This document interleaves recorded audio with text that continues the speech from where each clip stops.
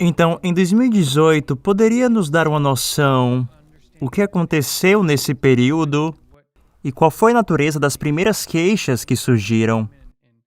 Como você soube que essa investigação tinha começado?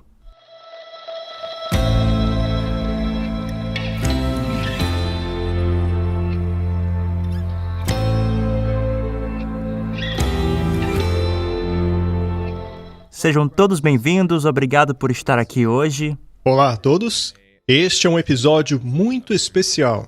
Quero mais uma vez dar as boas-vindas a Barbara O'Neill.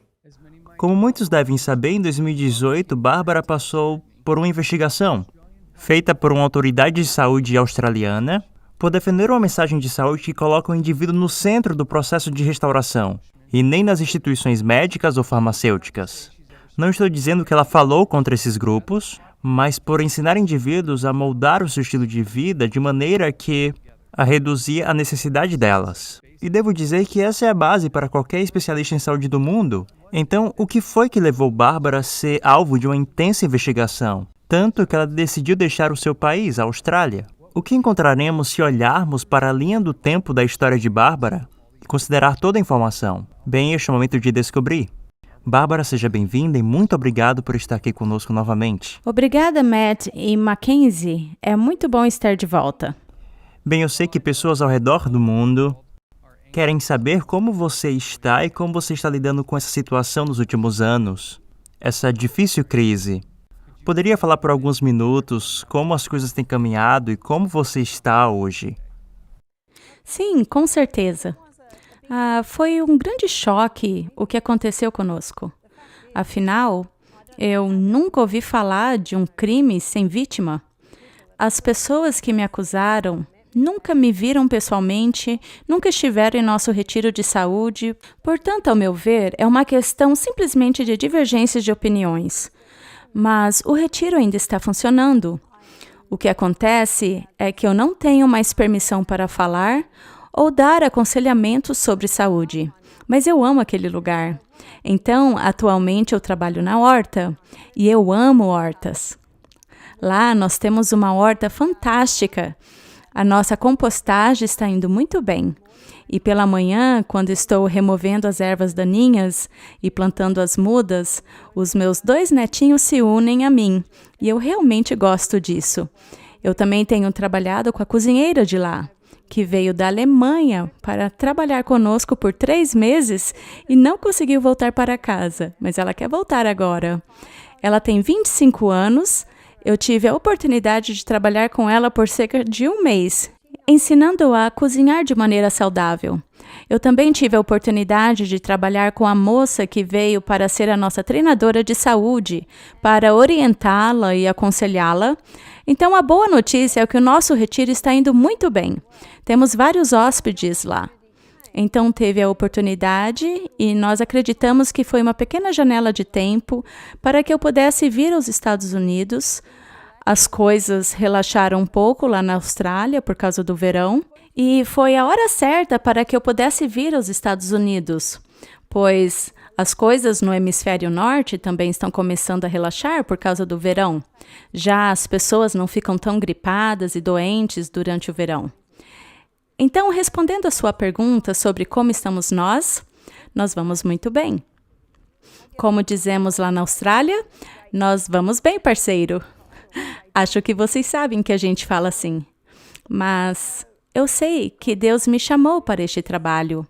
É um trabalho que eu relutava a princípio, pois sou tímida. Mas eu aprendi que, seja lá o que for que Deus te pediu para fazer, Ele o capacitará para isso. E eu sempre me perguntei o que Deus teria reservado para mim, o que Ele está planejando para a minha vida. E durante este ano de trabalho na horta, eu posso dizer que foi o meu ano sabático. Todos que me conhecem sabem que eu não paro, então eu gosto muito da horta.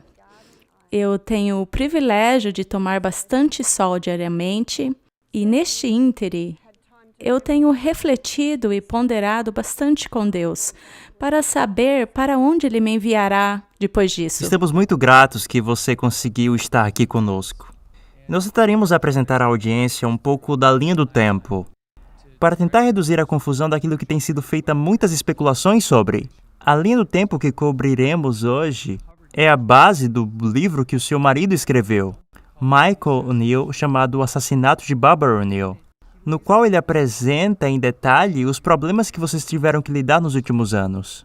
Acredito ser importante para a audiência entender o máximo do contexto, porque o que veremos é o que você sentiu como um sintoma de uma questão mais profunda que gostaríamos de apresentar hoje. Gostaria de levar nossa audiência para 2011, quando vocês tinham acabado de abrir o retiro de Misty Mountain. E acredito que vocês compraram essa propriedade e estavam tentando renová-la. Poderia nos falar um pouco sobre a propriedade quando você a encontrou? Parece que era uma antiga escola aborígena, se eu entendi corretamente. Bem, nós ficávamos no vale vizinho, que se chama Misty Valley. É por isso que o nosso retiro se chama Retiro de Misty Valley. Mas aquela primeira localização ficava a 2 horas da cidade. Nós tínhamos que cruzar ribeiros, e a maior reclamação que tinham a nosso respeito era a localização. Mas então, uma propriedade no vale vizinho foi colocada à venda. Era uma antiga escola aborígene. O Michael tinha seus 20 anos, tinha acabado de se tornar um cristão e ele conhecia o local. Ele tinha até mesmo ajudado a construí-lo. Então, ele tinha boas memórias daquele prédio. Chamava-se Escola Aborígene de Mirrowinnie. Bem, ela havia entrado em concordata e seu estado estava realmente lastimável. Não apenas o edifício, mas também a propriedade em si. E na Austrália, você pode economizar muito dinheiro ao se adquirir uma propriedade desse tipo, já que é muito mais barato reformar uma casa do que ter que fazer o projeto de um edifício novo e todo esse processo. Mas a propriedade tinha até mesmo uma ponte que passava sobre o riacho e tinha eletricidade, além do fato de ser apenas 1 hora da cidade. Então, a propriedade tornou-se bastante atraente para nós. E o interessante é que este é o local onde seus primeiros vídeos foram gravados e colocados no YouTube. 2011 parece ser o ano que a mensagem que você defendia parece ter explodido em todo o mundo. E entre 2011 e 2018, as coisas pareciam estar indo muito bem. Poderia nos contar como era esse período de prosperidade para você, a sua carreira e a sua mensagem? Este certamente foi um período de prosperidade para nós. Nós estávamos fazendo uma rotina de 2 programas, 1 semana de descanso, 2 semanas, 1 de descanso. E nós fizemos isso basicamente o ano todo, até dezembro, quando a equipe tirou férias. E essa rotina me dava a possibilidade de fazer palestras. Então, a cada semana, sem programa, eu ia para algum lugar na Austrália, ou Fiji, ou na Nova Zelândia para falar. Certa vez, nós fechamos por 2 semanas, o que nos permitiu ir aos Estados Unidos para falar. Mas o fato de eu precisar voltar sempre era uma restrição, pois eu tinha que fazer o programa. O nosso programa desabrochou quando tivemos cerca de 12 a 14 participantes por programa. O que eu acho que realmente acelerou esse processo foi o fato de as palestras serem colocadas no YouTube, o que aconteceu por volta de 2014. Normalmente as minhas palestras eram gravadas de 3 em 3 anos, mas em 2014, quando Henry, que tem um ministério chamado Além de Patmos, pediu permissão para colocar as minhas palestras no YouTube. E foi aí que as coisas desabrocharam, por assim dizer. Depois disso, a gente não precisou mais gastar dinheiro com publicidade, pois o YouTube já fazia esse trabalho. Até mesmo quando eu palestrava nas cidades, sempre que eu palestrava em uma cidade, o que acontecia nas semanas de recesso do retiro, eu costumava pregar de terça a sábado, concluindo com uma palestra sobre a mente. Mas a questão é que esses encontros começaram a ficar cheios, pois as pessoas, quando ouviam falar do meu nome e iam à internet para pesquisar, encontravam o material que estava lá. Então, os vídeos do YouTube literalmente abriram as portas para nós. Essa certamente é uma rotina bastante corrida. 2 semanas de programa, 1 semana de folga. Mas queremos ir para 2016, quando o seu marido inaugurou um partido político. Você poderia nos contar algo a respeito? Claro! O que incentivou o Michael a fazer isso foi algo que aconteceu 8 meses antes. Naquela ocasião, o primeiro-ministro da Austrália declarou que os pais que não vacinassem os seus filhos não receberiam mais o auxílio saúde para os seus filhos e receberiam apenas metade do auxílio família. Isso realmente frustrou Michael, porque ele achou isso muito injusto, já que o dinheiro que é direcionado aos pais é oriundo dos impostos australianos. Então ele achou isso muito injusto. Assim, 1 ano depois, fizeram uma outra lei. Segundo ela, se o centro de atendimento às crianças atendesse uma criança que não fosse vacinada, este centro de saúde receberia uma multa de $10.000. O Michael achou um absurdo.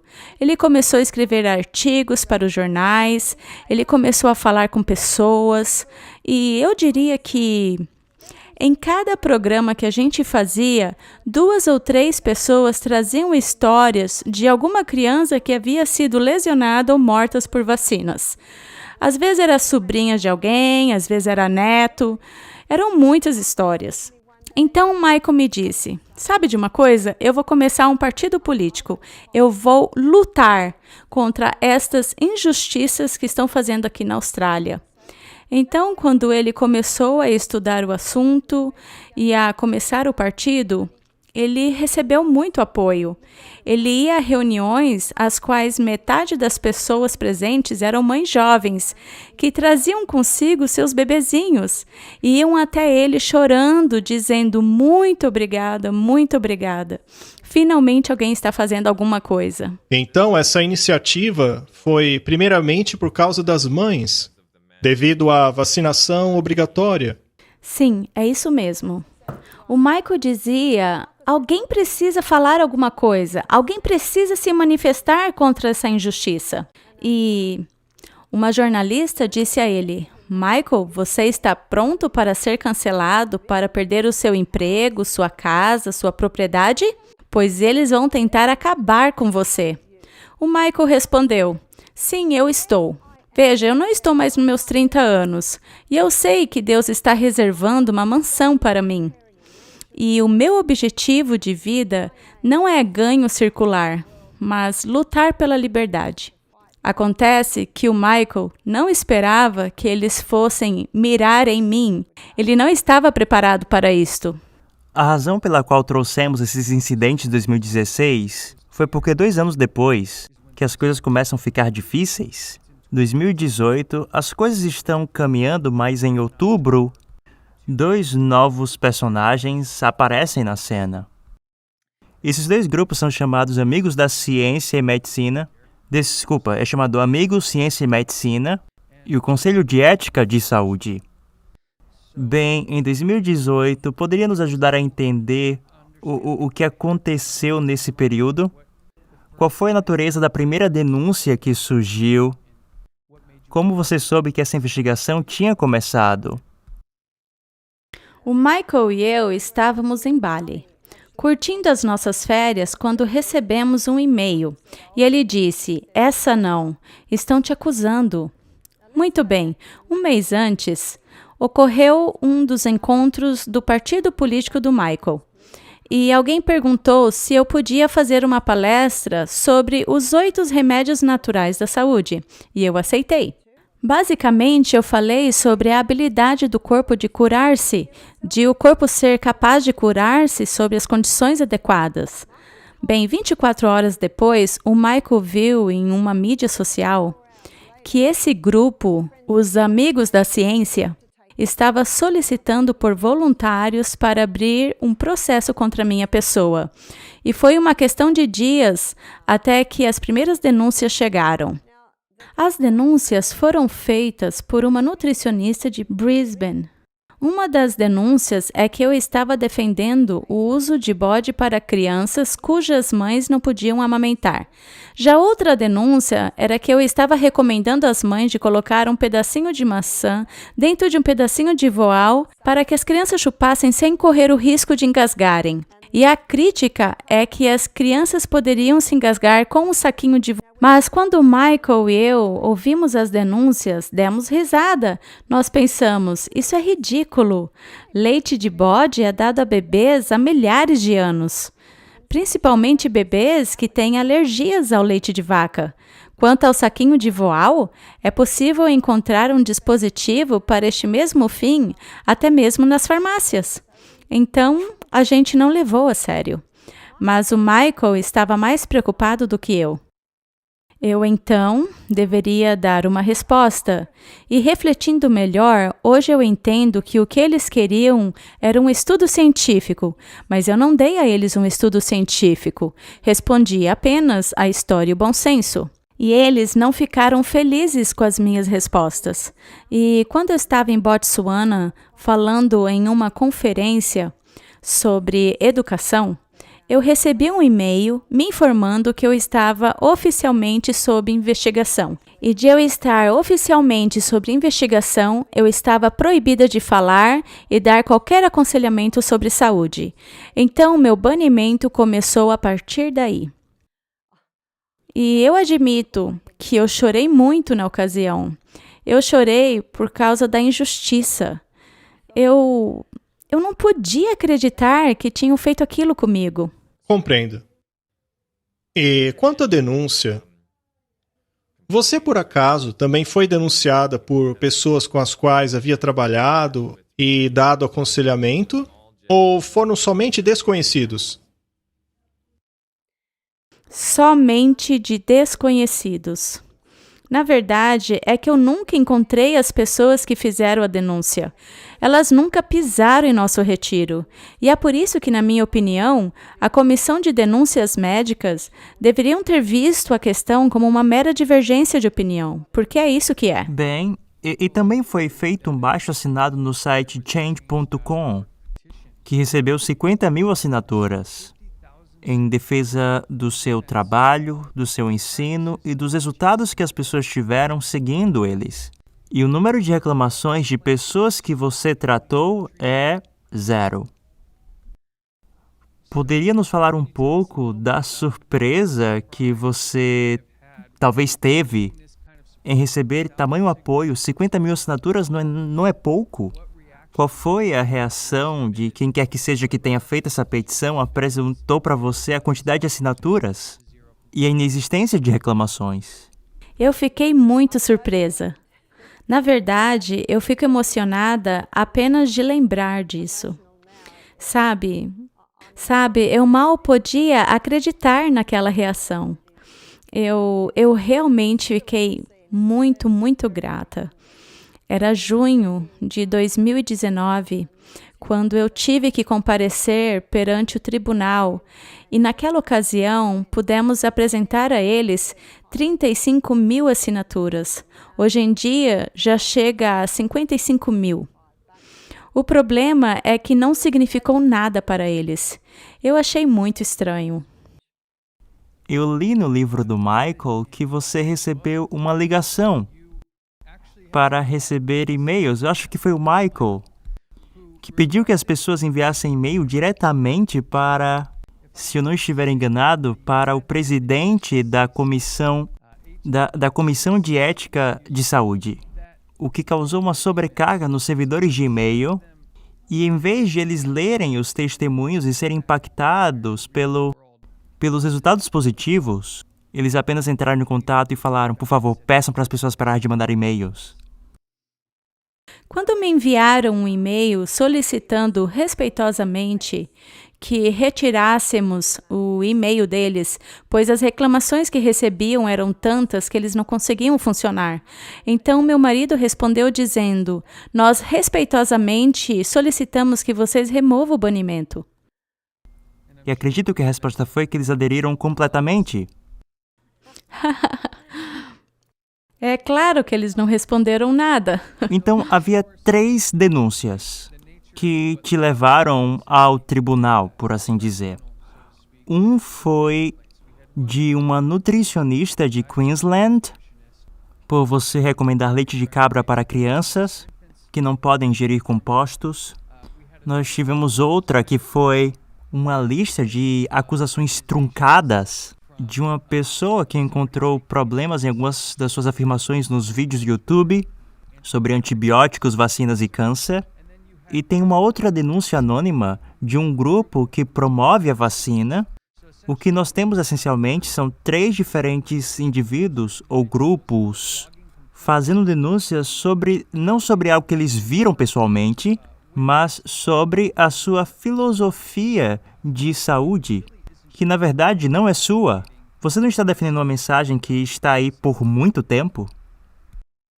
Exatamente. Veja, eu entendo que por causa da natureza do meu trabalho, que eu preciso ser politicamente correta. Então, eu tenho essa preocupação. Eu me preocupo em somente dizer coisas que possam ser verificadas.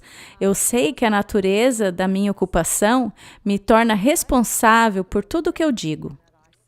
Eu aprendi bem cedo em minhas apresentações que é muito bom apresentar sem recorrer a notas. Então, eu não uso lembretes. E eu sei que alguém pode se assustar com o que eu vou dizer, mas eu sempre oro antes de falar. Eu peço a Deus por sabedoria, mas o fato de eu não usar notas pode fazer com que, às vezes, eu não diga as coisas da maneira mais clara possível. Ainda assim, eu nunca aleguei ter assumido o poder de curar. Eu nunca disse ter o poder de curar câncer, porque eu não tenho. É somente o corpo que tem essa capacidade. Mas algumas das coisas das quais eles me acusaram é de ter dito que não precisamos de ir ao médico pelo fato de o corpo ter a capacidade de se curar. Mas eu nunca disse isso. Também me acusaram em dizer de que emplastos e bicarbonato de sódio podem curar câncer, e eu nunca disse isso. Então, eles distorceram as minhas palavras, o que é uma velha estratégia. Mas eu gostaria de deixar claro de que eu falo desta mensagem com muita confiança. Afinal, ela não é uma mensagem nova. Ao longo de toda a história, tem havido sanatórios na Europa, onde os pacientes iam buscando ajudas de remédios naturais para os seus problemas. Na América do Norte, temos o exemplo do Dr. Kellogg, cujo retiro de saúde tinha 1000 leitos. Era um local muito famoso. As pessoas vinham do mundo todo para experimentarem coisas simples, que têm sido feitas há milhares de anos. E então, Bárbara, isso nos leva ao tribunal. E enquanto eu lia o livro, eu fiquei preocupado. Você disse que não estavam presentes especialistas em saúde. Poderia nos falar o que você vivenciou, quem estava lá e o ambiente? E também sobre a situação que vocês procuraram uma defesa por algum tempo e era como se fosse um caso de um leproso? Ninguém queria tocar. Poderia nos falar um pouco sobre essa situação e o que você vivenciou ali no tribunal? É verdade. Veja, eu não sei os detalhes de tudo, mas o meu marido é o meu defensor. Ele encontrava alguns advogados que demonstravam interesse, mas em cima da hora eles desistiam. E a moça que acabou sendo a nossa advogada, eu não a conhecia antes. Ela tinha uns 35 anos e ela havia dito que havia estado em julgamentos como estes antes. Então, ela estava à minha direita, o Michael estava à minha esquerda e à minha frente, na mesa comprida à direita, estava o chefe da Comissão de Denúncias Médicas. Também haviam 2 advogados, na verdade eram advogadas.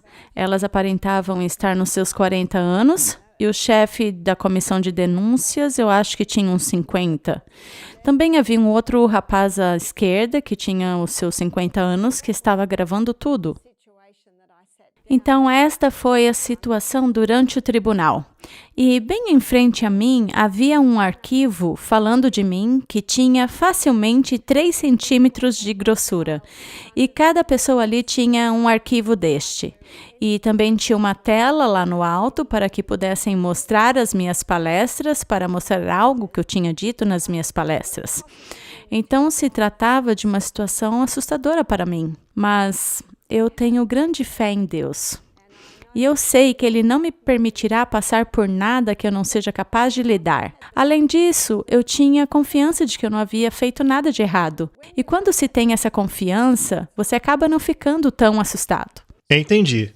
Então, não haviam profissionais médicos que pudessem avaliar se as denúncias eram de fato científicas lá no tribunal? Não, não tinha. Qual foi, então, a conclusão a que todos chegaram? Eles me interrogaram por 2 horas. E todas as perguntas que me fizeram girava em torno apenas dos pontos de controvérsia. E um dos pontos de controvérsia eram os emplastos de bicarbonato de sódio. Eu aprendi esses emplastos através de um médico canadense há muitos anos já. E nós utilizamos esses emplastos como parte do programa que visa ajudar as pessoas a lutar contra o câncer. E nós constatamos que essa parte do tratamento tem sido muito benéfico. Nós temos sim casos de pessoas que se recuperaram do câncer. Então, eles foram direto nesta questão. E eles colocaram ali na tela o vídeo em que eu estava de pé e eu havia acabado de demonstrar como utilizar os emplastos de bicarbonato de sódio. Eu normalmente não faço demonstrações, mas eu estava na Nova Zelândia e um médico de lá me pediu para fazer a demonstração. Então, eu fiz a demonstração e ele gravou. E acabou que ele colocou no YouTube sem eu saber. E mais ou menos 1 ano depois, uma moça me disse que estava fazendo bicarbonato de sódio. E eu perguntei, como você aprendeu a fazer? E ela disse, bem, eu aprendi com o seu vídeo no YouTube. Eu disse, eu não sabia que eu tinha ensinado isso no YouTube.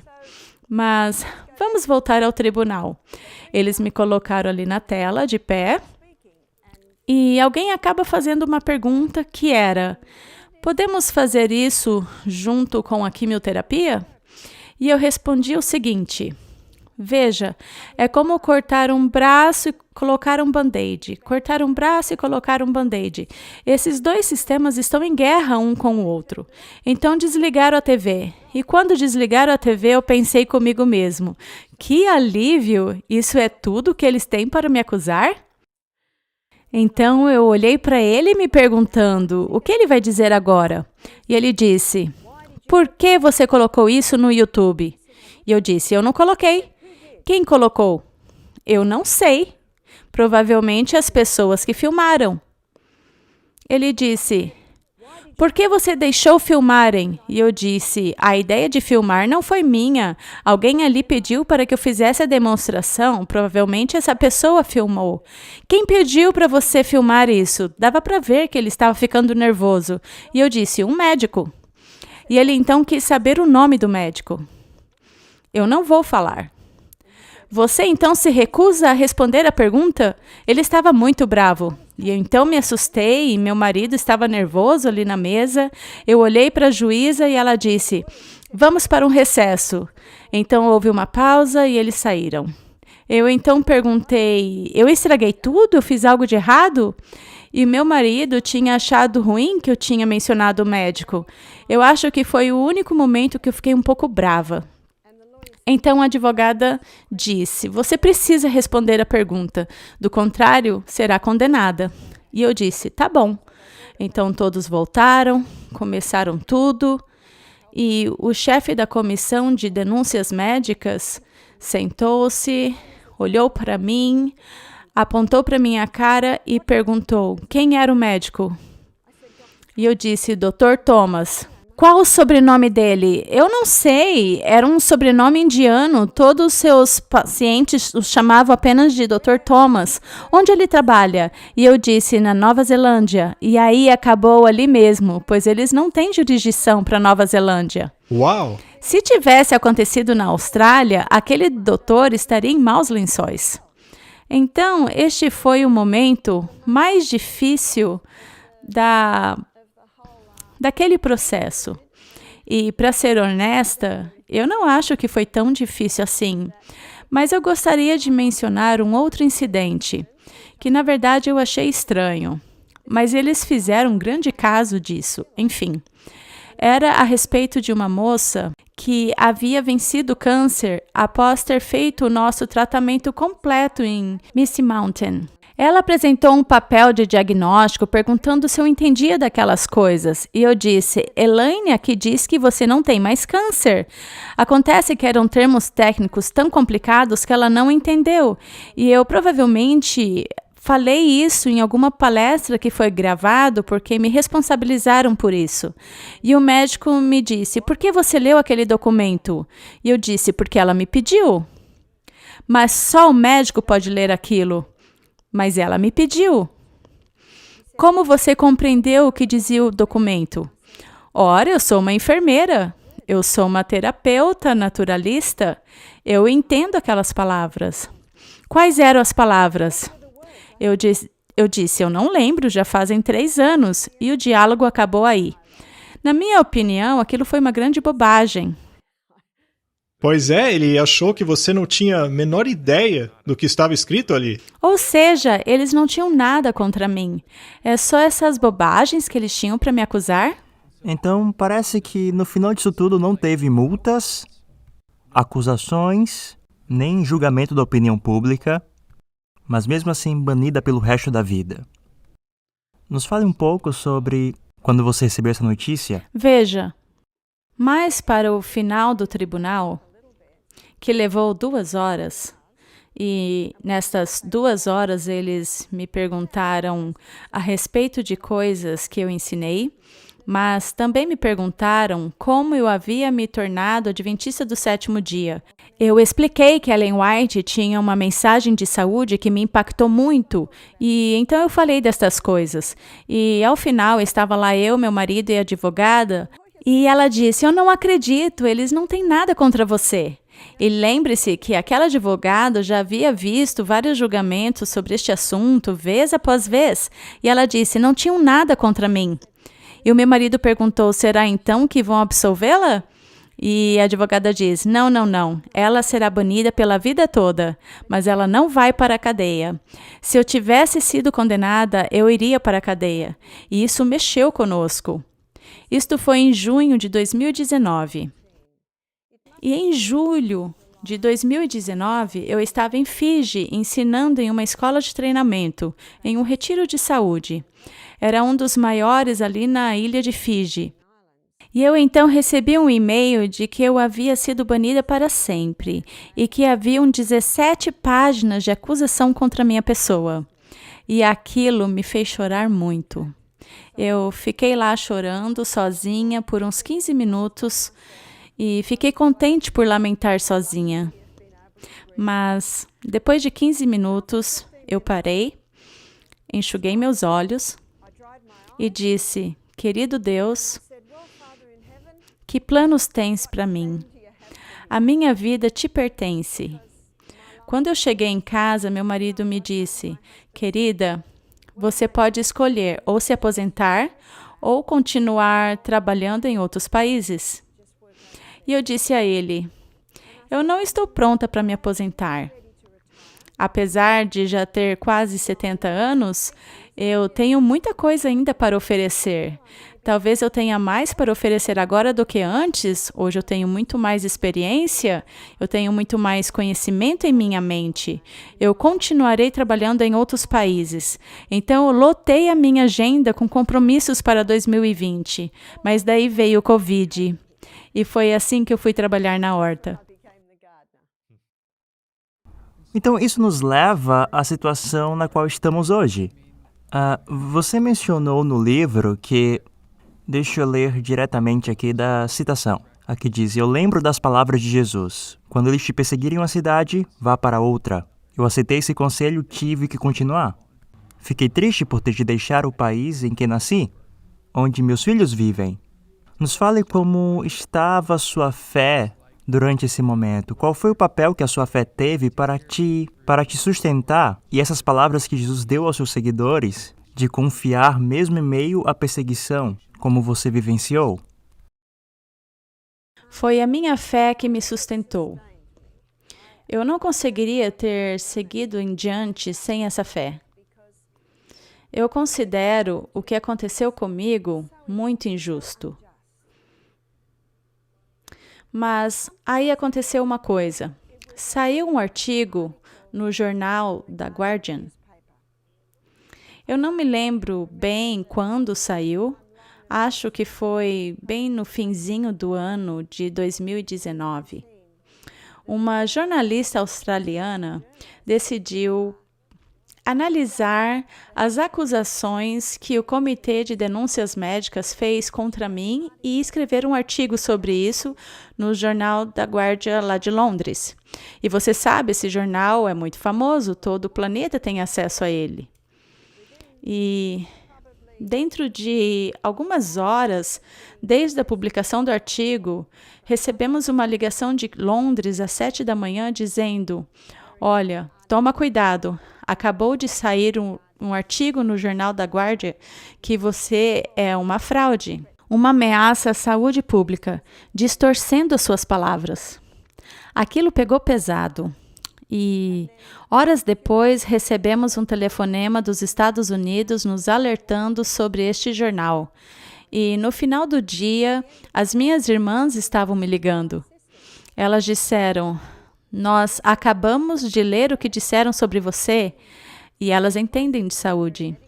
E elas disseram: olha, a gente não conhece a história toda, mas queremos que você saiba que nós conhecemos você, nós a apoiamos, nós sabemos que você entende do assunto, sabemos que você é honesta, nós não acreditamos neste artigo. E foi muito bom ouvir aquilo, foi muito bom as palavras que me disseram. Mas muitas pessoas que leram aquele artigo pensaram: ela com certeza fez algo de errado. Do contrário, isso não estaria acontecendo. E mais tarde, um médico das Ilhas Cook leu o artigo. Veja, eu já estive 2 vezes nas Ilhas Cook. Algumas vezes, alguns meses antes do ocorrido, e a segunda vez, agora há pouco. Eu estive lá dando palestras sobre saúde. O nosso programa de saúde lá foi tão bem sucedido que estavam solicitando a minha presença em outras ilhas muito distantes, na verdade.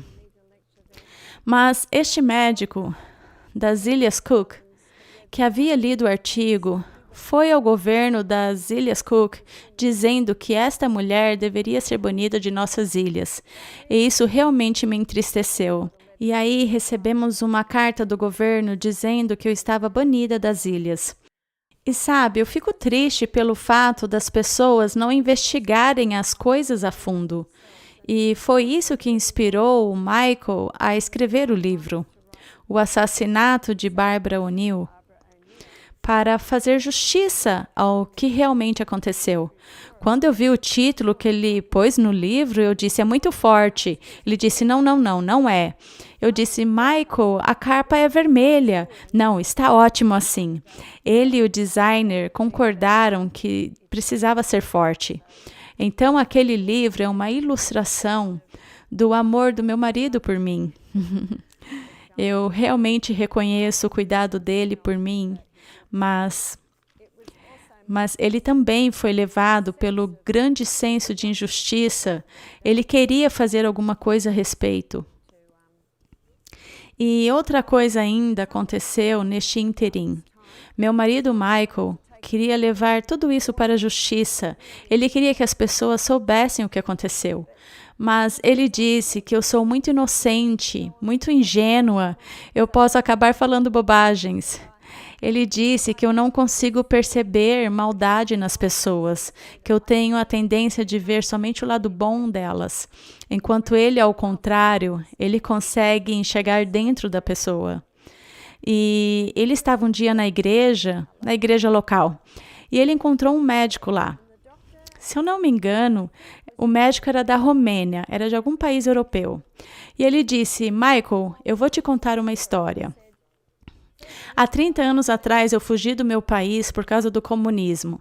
Como a Austrália não queria reconhecer o meu reconhecimento médico, eu tive que estudar por mais 5 anos para ser reconhecido como um aqui. Eu trabalhei 10 anos como médico na Austrália.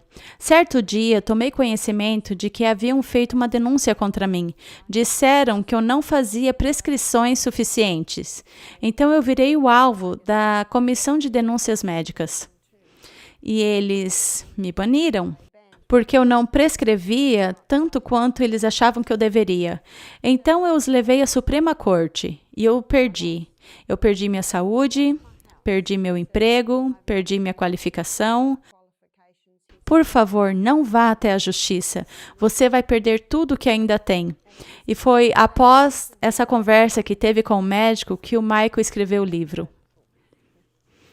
E ele decidiu não ir à justiça. Olha, eu posso dizer que o livro prende mesmo a sua atenção. E é claro que isso é bom, que as pessoas se interessem. Mas a questão é que Barbara O'Neill está bem viva. Ela está falando conosco hoje. Mas, Barbara, você se importa em detalhar um pouco mais o que disse aquele artigo do The Guardian? Eu confesso que eu nunca li o artigo. Eu decidi nunca ler. Mas o meu marido leu. E todo mundo que leu ficou bravo. É por isso que eu decidi não ler. Eu sou muito sensível. E eu sabia que ia me machucar. O meu filho leu e me ligou dizendo: Mãe, é tudo mentira. E a minha nora disse ao meu filho: Mas, William, eles não podem simplesmente publicar uma mentira? Mas foi exatamente o que fizeram. Mas eu sei que há um lugar lá em que eles distorcem a minha fala, dizendo que eu falo que o bicarbonato de sódio cura câncer. Mas eu já deixei claro que eu nunca disse isso. Se eu tivesse dito mesmo, teria aparecido ali na tela do tribunal. E há um outro lugar também em que eles distorcem uma fala minha. Quando meu filho tinha 10 anos, um anzol atravessou o seu polegar. Ele estava brincando com o anzol e o anzol entrou no seu dedo. Como eu não consegui tirá-lo, eu o levei ao médico. O médico colocou um anestésico no polegar do meu filho, fez um pequeno corte e removeu o anzol. E então fez um curativo. E conforme eu saí, o médico perguntou: William já tomou as suas vacinas? Eu parei, olhei para o médico, sorri, um sorriso bem grande, mostrando confiança e disse a ele: Meu filho já foi imunizado naturalmente. Eu sou uma naturopata e uma enfermeira. Caso tenha qualquer problema, eu certamente lhe ligarei. E saí. Bom, o que eu quis dizer com isso? E é isso que eu disse em uma reunião que eu tive. Meu filho corre pelos montes, respira um monte de ar fresco, bebe água fresca da fonte, se alimenta de vegetais cultivados em nossa própria horta, que são cheios de vitaminas e minerais. Ele dorme cedo. Ele cresceu em um lar no qual ele aprendeu sobre o amor de Deus. Ele bebe boa água. Ele não coloca nenhum veneno em seu organismo. Ele não ingere cafeína, açúcar refinado. Isso é imunização natural. Mas o que disseram que eu disse foi: Mães, vocês não precisam vacinar os seus filhos e nem levá-los ao médico. Apenas faça-os correr pelas montanhas. E foi isso. Eles distorceram sua fala. Na verdade, é que eu levei o meu filho para o médico. Eu sempre digo isso. Se vocês estão preocupadas, leve-os ao médico, leve-os a uma consulta.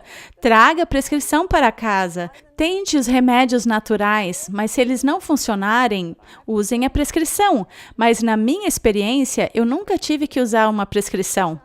Mas foi desta maneira que eles distorceram completamente as minhas falas. Esta jornalista nunca me contactou para saber o meu lado da história. E eu lamento muito que esta jornalista tenha agido assim, pois isso não é jornalismo honesto. Com certeza não é. Aconteceu uma outra coisa cerca de 5 meses atrás.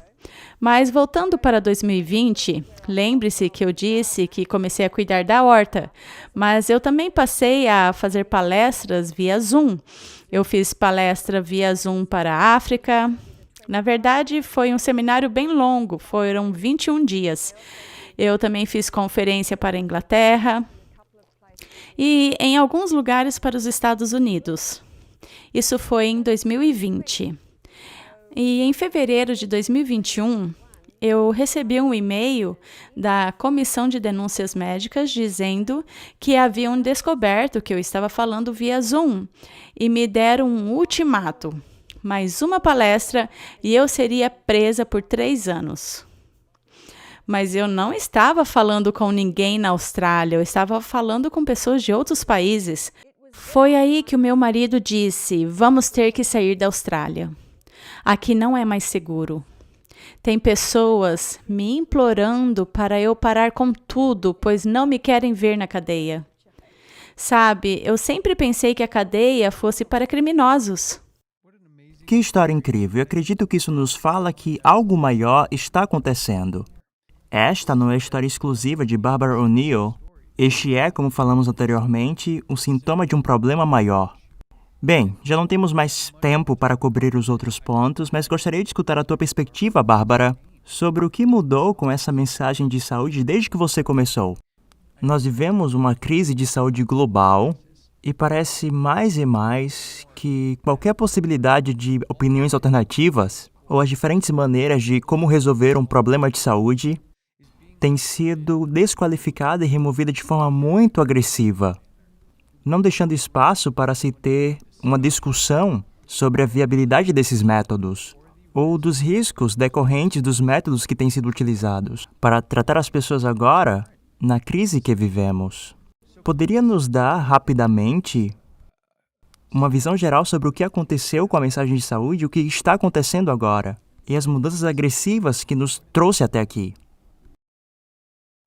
Eu concordo, acho que agressivo é o termo certo. Eu costumava trabalhar no mundo operatório como enfermeira psiquiátrica. E a cirurgia é algo violento. Veja, eu não sou contra a violência. Se eu quebrar a minha perna em 10 lugares, eu certamente vou querer passar por uma cirurgia. Eu não sou contra ela. Em certos casos, ela precisa acontecer, com certeza. Eu também acho ótimo que existem anestesias que nos apagam durante elas. Eu não tenho reclamações quanto a isto. Mas, por outro lado, a medicina natural é uma medicina muito gentil. E é por isso que eu a amo. Ela trabalha junto com um mecanismo de cura do próprio corpo. Você não tem nada a perder se tentar um tratamento com farinha de batata e não der certo. Você não vai perder nada se fizer emplasto de carbonato de sódio. Você não tem nada a perder.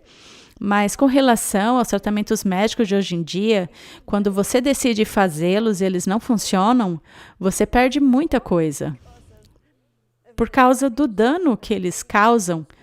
Então, Matt, você está correto.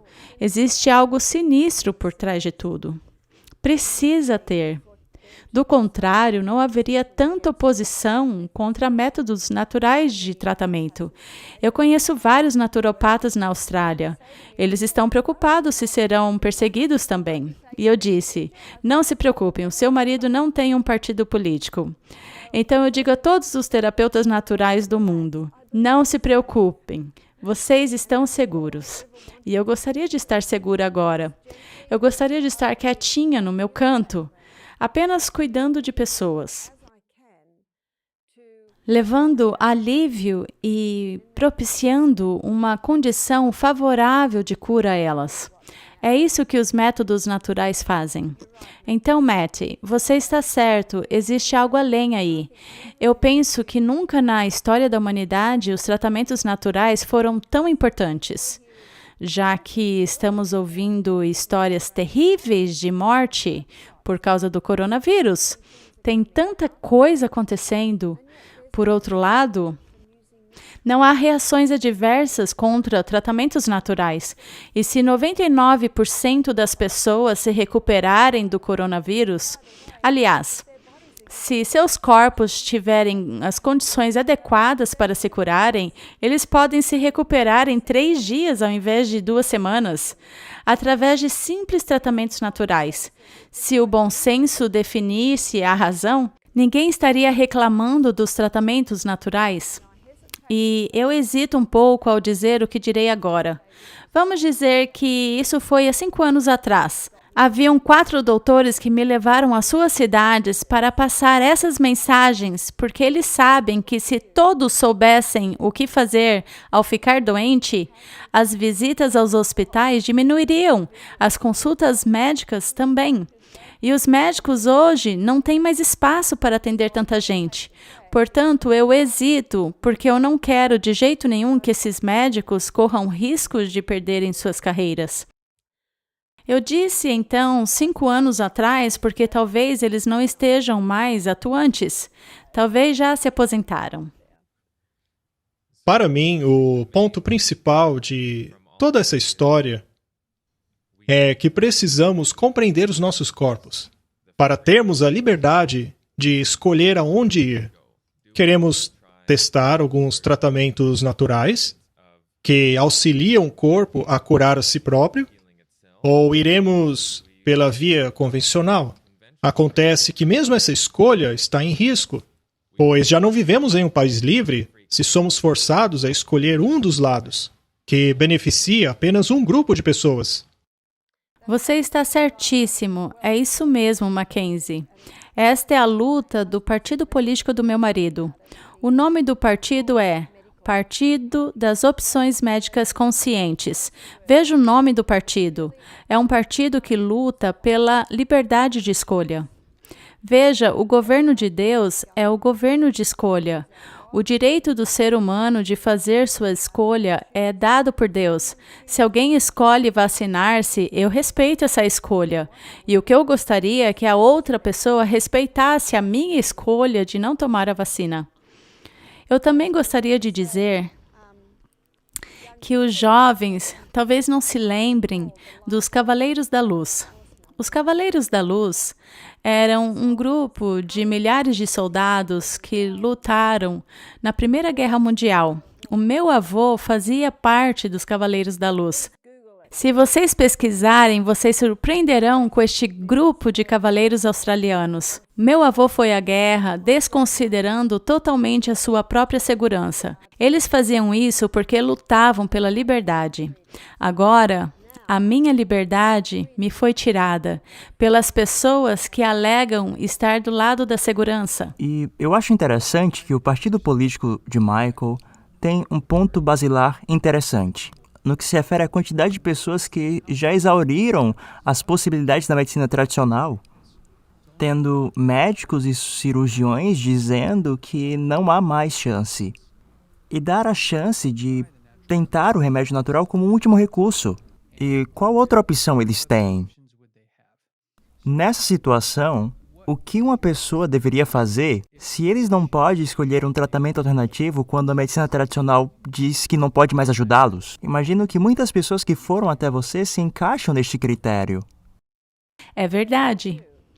Bom, algumas delas não resistem, pois, infelizmente, chegam muito tarde. Ainda assim, elas ficam muito felizes, pois os remédios naturais tornam os seus últimos dias menos sofridos. Nós tivemos gêmeos aborígenes trabalhando conosco. Esses gêmeos estavam na faixa dos 50 anos. O David já trabalhava com a gente há anos, mas o seu irmão teve um ataque cardíaco. Ele era obeso. Ele tomava muitos remédios. Então, ele finalmente decidiu começar a tomar remédios naturais. Ele veio fazer o nosso programa e ele acabou amando. Ele perdeu muito peso. Ele estava receoso de deixar sua medicação. Eu disse que não tinha autoridade para tirar nenhuma medicação, era escolha dele. Mas acontece que os remédios naturais abaixaram tanto a pressão dele que ele estava quase desmaiando. E eu disse, olha, eu acho que chegou a hora de deixar de tomar os remédios de pressão. 3 dias depois, a pressão dele estava 15 por 7,5. Então, ele passou a trabalhar comigo na horta.